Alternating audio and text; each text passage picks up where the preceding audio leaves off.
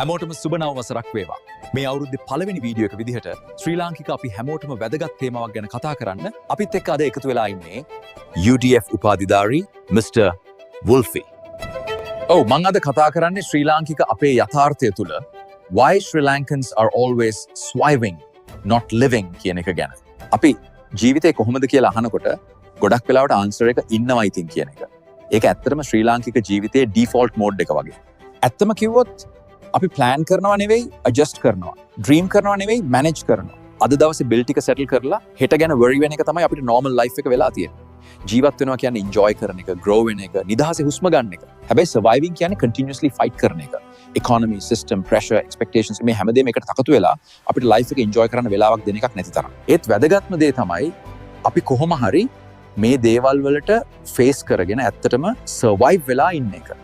සමහර විට සර්වයිවල් කියන්නේ වීක්නස් එකක් නෙවෙයි. ඒක රිසිලියන්ස් එක වෙන්නත් පුළුවන්. Maybe someday surviving කියන මෝඩ් එකෙන් එක්සිට් වෙලා අපි living කියන ලයිෆ් එකට truly enter වෙයි. හැබැයි ඇත්තම ප්‍රශ්නේ මේකයි. අපි කොච්චර දුරට survive වෙලා satisfied වෙන්නද? living කියන ස්ටේජ් එකට යන දවස කවද්ද? ඒ වෙද්දිවත් සිස්ටම් එක වෙනස් වෙයිද? නැත්තම් අපිම වෙනස් වෙයිද? මෙච්චර කාලයක් වුණා වගේ. බොහොම ස්තුතියි වල්ෆී. එහෙනම් මිත්‍රවරුනි, keep surviving කියලා විශ් කරන ගමන් අදට සමුගන්නවා.